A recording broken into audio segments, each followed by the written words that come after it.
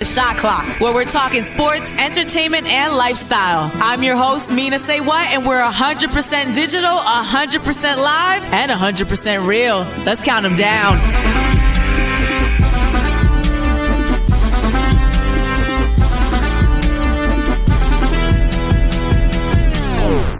Welcome to another edition of the Shot Clock. It's our digital sports show. I'm Mina SayWhat, your host. Happy 215 day. I got my Philly shirt on versus everybody in honor. It's also President's Day, so some people might be joining us on their day off. I do not have days off, okay? Joining me today is Terrell Thomas, sports and entertainment editor for These Urban Times. Welcome, Terrell. How are you today? Good afternoon. I'm great. Happy 215 day. Happy to be here. We here, baby. Look, the whole point of the show is we're on a shot clock, okay? I already started it. Trying to be on time today. Shout out to everybody watching us on YouTube, Twitter, Facebook, Twitch, the whole nine. We there, okay? So let's jump into the playbook. This is where we run down all the top stories of the week. The Sixers still number one in the East. Congratulations, guys. But we're coming off 2 straight losses. It's really just pointing out some issues with our consistency, our bench scoring, turnover issues that we've had. A lot of the times people like to blame the coach, Ben Simmons, for this. We can't do that this time. We love the coach. And Ben is putting up numbers. 18.6 rebounds, 4 assists versus Phoenix, 23 points, 11 rebounds, 9 assists versus Portland. T, what do you think is going on here? I think it just kind of sadly maybe a little bit of that West Coast swing funk with them being on a road trip, the times being different. Of course, even Sunday's game was an afternoon game. It was early in the day for what the Sixers are used to. I think it's really just that, a little bit of fatigue. I think they'll be just fine. I was fatigued and I wasn't even playing. Them late games, listen, them 10 o'clock games, I was like, I was struggling. I really was. So I get it. Now, Ben Simmons is coming off an impressive week. You know, people have been really critical of him leading up to these weeks. Now he's putting up the points. He had this to say after Thursday's game. Yeah, I mean, I take pride in guarding the best player on the floor every night. You know, it's not a one-off thing. You know, if you watch me, I'm typically guarding the best player. And, you know, typically the best players are guards or shooting guards, whatever the case, point guards, whatever it is. And I love that. I love the fact that my teammates can look at me and tell me, you know, you got to go out and lock this guy up. You know, there's nights that guys go off. It's going to happen. But, you know, most of the time I feel like I'm doing a good job and making the right plays. And, you know, I feel like I'm the best defender in the NBA. Talk your talk, Ben. Talk your talk, Ben. That's what I like. You know, a lot of people take Ben for granted. He don't talk enough ish. He needs to start talking his ish. And I like that he's talking his ish. What do you like about this Ben T? I think it's about time, as you said, that he starts to talk a little trash and let people know he should have been the defensive player of the year last year, in my opinion, humbly. And this year, he's certainly the most versatile defender in the NBA. He can guard damn near every position from 5 to the 1, and he does spend a lot of his time defending the 1 to the 3.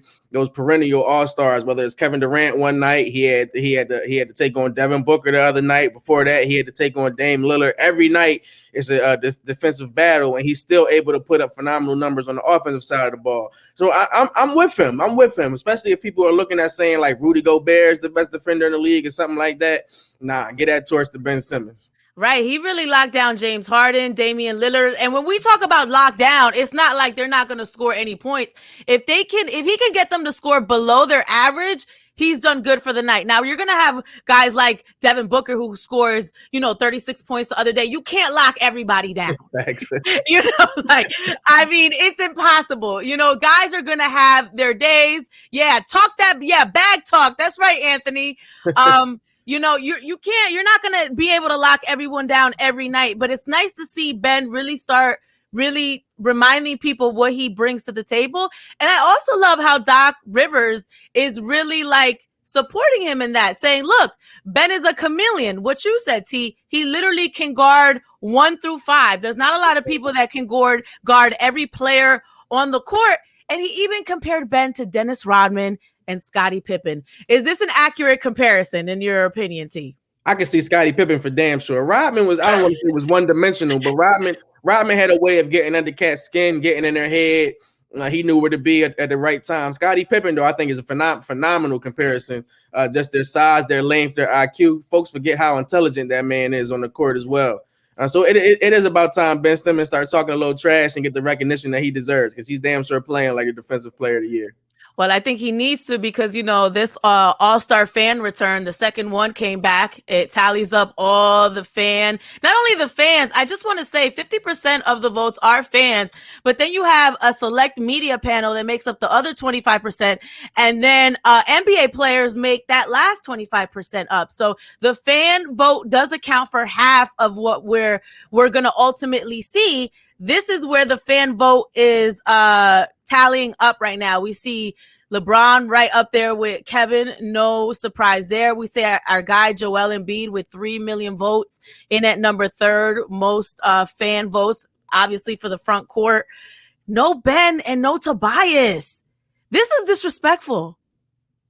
Like, I really think this is disrespectful to Ben. He was on here. Now he's no longer on this list. I see Fred crept up under guards, from the Raptors in at number 10. I started looking up stats. I mean, he kind of deserves to be there. What are you thinking from this list so far, T? It's unfortunate, I'll say, for guards in the East right now, because the East is so guard heavy. The NBA in itself is guard heavy for sure, but just the additions of Kyrie Irving and James Harden back over here. Well, Kyrie, of course, he was injured last year, but Kyrie being out there, James Harden, that's big. Zach LaVine deserves to be there, I can see, but from 7 to 10, I don't like. Colin Sexton's having a phenomenal year, but I'd have Simmons in over him. D Rose, he's D Rose, but a lot of that is just on the name in itself. Russell Westbrook, I don't feel like their roster nor their standings right now deserves 2 All-Stars. So for him and Bradley Beal to both be there is like, And Fred VanVleet, like, respect to him, he's a phenomenal player, but he doesn't get it done on both sides of the ball the way that Ben Simmons does. So I can make an argument, and you can look at the team, the players 1 through 6, and it's like, okay, I can see maybe a little shuffling, but Ben Simmons damn sure should be at the 6-7 spot without a doubt. I agree. And this is the fan vote. So that's why I like that, Ben is talking his talk now, because I mean, obviously the fans are taking him for granted because he's not even popping up on here. I do want to shout out Carmelo Anthony, because Carmelo has been playing basketball for like 15 years. I remember I went to Syracuse and he had just won the championship. So he's literally been playing ball that long. You know what I'm saying? He left his freshman year at Syracuse University to go play. And then also I see Jeremy Grant on there. I mean, Jeremy Grant, can we bring that back real quick so you can see where on the list is Jeremy? Jeremy is having a phenomenal year. He's really done a 360. I'm not just saying that because he's another Syracuse guy. But Jeremy, former Sixer, is up in this front court Eastern Conference division here in at number 10. And hats off to those guys, because they're definitely putting in work, okay? Now, speaking of voting, you can still vote. Voting ends tomorrow. You can vote online. You can vote on the NBA app. Now, you can place 1 vote per player, up to 10 players per day. And that's, online and then on the app. And then if you want to vote by Twitter, you have to, a lot of people don't know this, you have to make sure protect my tweets are unchecked. So if you got a little, you're trying to keep your stuff secret, not to the NBA, you better uncheck that, okay? And just make sure that you are hashtagging NBA All-Star, hashtag the players' names. Let's get our guys up in this list. Yes, you can submit a maximum of 10 valid votes per day. And then tomorrow, voting ends. Tomorrow, your vote counts for twice. So basically, if you tweet all day, maybe we can get our guys up in there. Real quickly, we are short on time. The NBA is discussing adding a dunk contest and a 3-point contest to the halftime show during the All-Star game. I've heard there's little components that they're trying to add, like charity components. Maybe they're gonna benefit the HBCU some of the money, COVID relief. What are your thoughts on this, T? I see the NBA is trying to do whatever they can to have an All-Star weekend. So I commend them for that. They have to make up some of that money somehow. So I get why they're trying to do what they're doing. This would be something new. It seems like they would extend halftime to about 40 minutes or so. I don't know how that'll affect the players, going from half to half in that instance. It could work. It could work. We've seen, of course, with COVID and everything the NBA is doing, they've surprised me in many ways. So a part of me feels like they're doing a little too much. But as from a fan's perspective, it could end up working, and it could turn out to be a great Sunday, March the 7th. So we'll have to see. I'm very interested to see how they combine everything with them planning to do everything on that one day, on that Sunday. You know what? You bring up a valid point, giving them the benefit of the doubt because they were the inventors of the bubble. So just understanding that they're very serious about this and they're safe. I don't like it at all. I think we're doing too much. I think that we should be happy we're even having an all-star game. And for you to try to really pack what we do in 3 days into one 2-hour slot. And then as a player, I used to play basketball. It's really hard for you to turn it off for 40 minutes to an hour and then turn it back on. The longer the halftime, the more time you get to sit. Some people may not be able to turn that back on. So I don't like it at all, but we'll see what actually ends up happening. That's the playbook. Let's get into a word from one of our sponsors. Were you hurt in a car accident? Call 1-800-HURT-NOW. Injured in a slip and fall? Call 1-800-HURT-NOW. Hurt at work? Call 1-800-HURT-NOW. Get the help you need now. Our guarantee, we win or it's free. 10:37 on the clock. It's the Shot Clock. I'm Mina SayWhat, your host. Terrell Thomas, sports and entertainment editor for These Urban Times, is joining us on this 215 day. Yep. In case you're not in Philly, that's our area code. So Philly versus everyone, and it's also President's Day. So shouts to everybody checking us out. Let's get into high fashion. This is where we talk about, what we wear, because that's a part of the culture, right? What do you got on your feet? What are you wearing? What's your hair look like? That is part of the culture. Now, Twitter was basically in a frenzy this past week because of this rumored OVO Air Force One collaboration. We thought we saw a little sneak peek of the sneaker. We know that Nike has a deal with Drake, and they released a sub-label called Nocta. So a lot of people are thinking that this sneaker is part of that Nocta sub-label. Turns out, sorry guys, the sneaker in question is not part of Drake's official partnership with Nike. But look at these beauties. They are pretty. This is actually a pair of custom sneakers made for OVO Mark and some of Drake's inner circle. Obviously, they're hand-painted blue. Look at this is so pretty. I kind of wish this was the sneaker.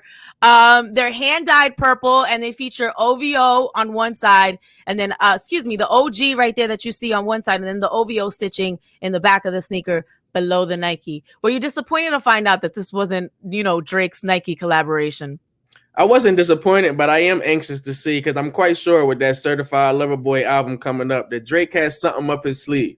I know that they have something in the works as far as that album dropping with Nike and the Air Force Ones and things. So even though this wasn't the one, I wasn't too disappointed, but I am anxious to see what officially will be treated to. Right, but this is pretty right here. I'm kind of sad that this isn't the one. Look at the laces. Look at the ombre right there. Like, this is pretty. This is real pretty. Shout out to the guy who designed this. His name is Lorenzo Federici. I mean, he really, really killed this. Let's get into what's trending.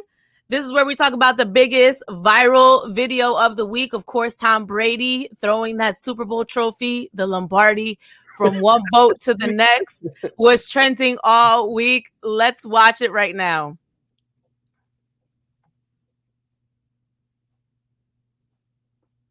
There we go.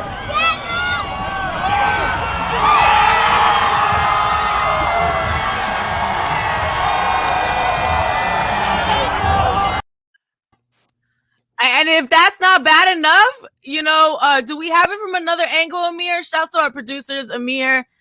And we... I don't know. Hey, guys, let's take it.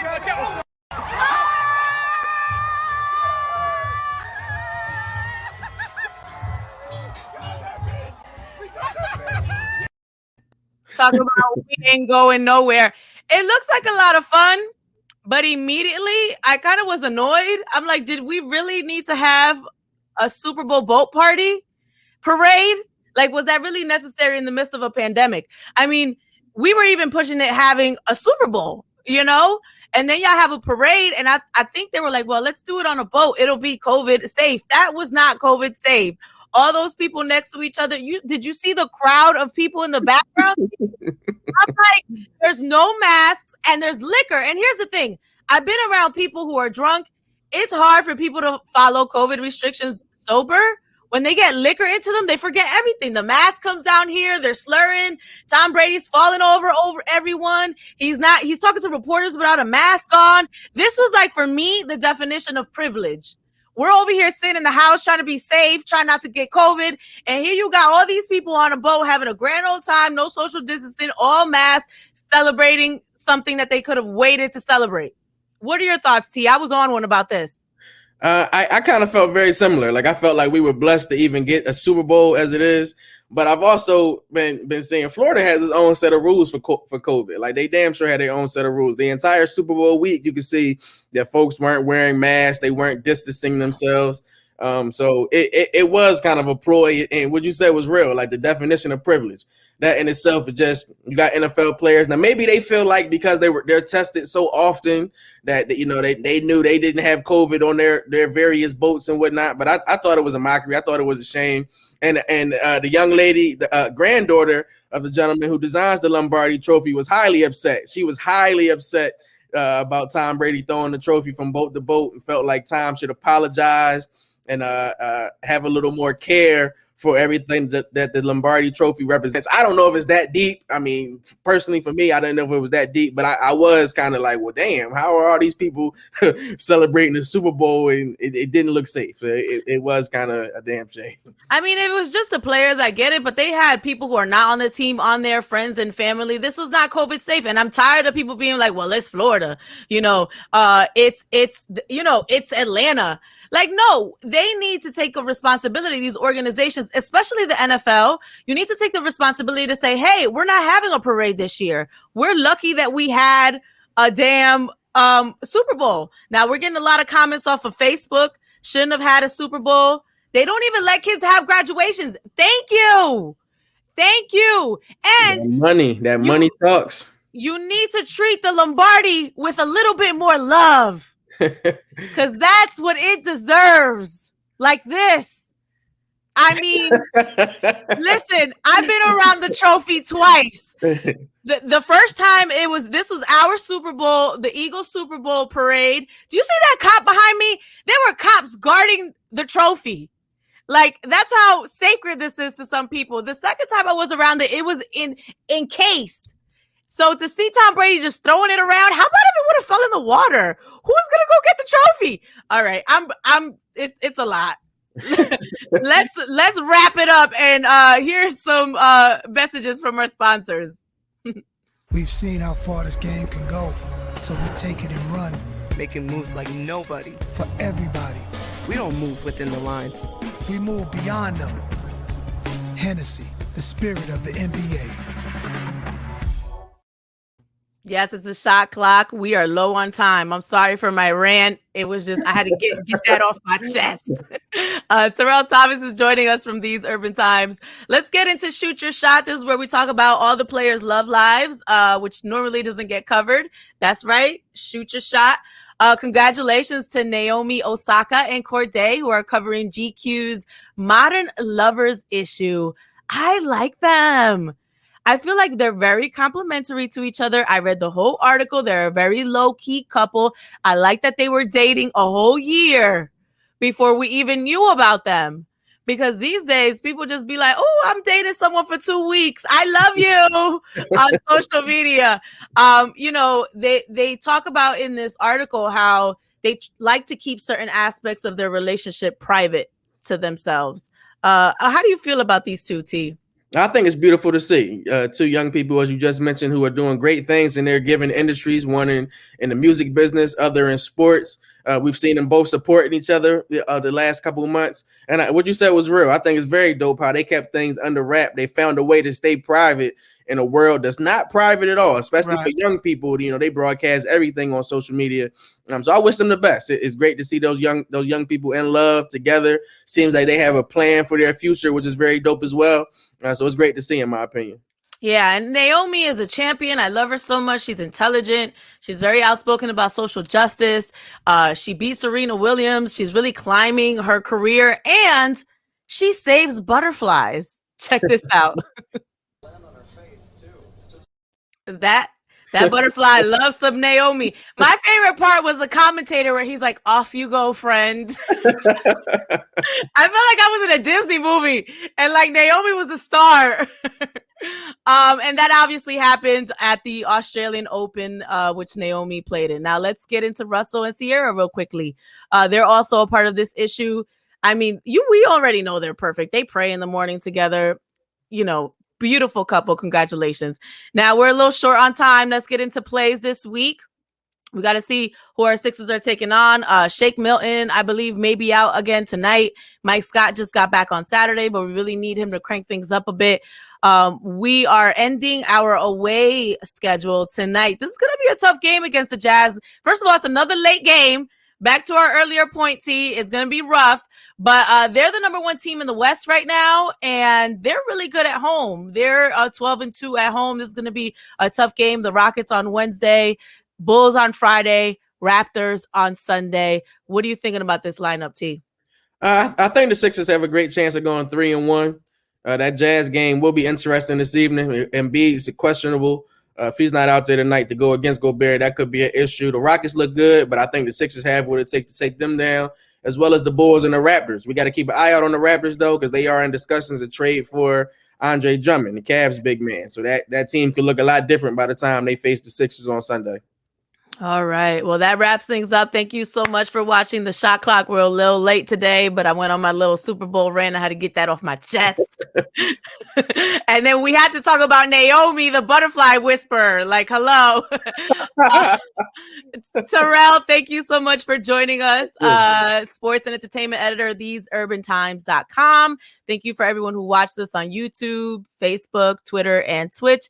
I'm Mina SayWhat. We will talk to you next Monday, 12 o'clock, right here on the Shot Clock.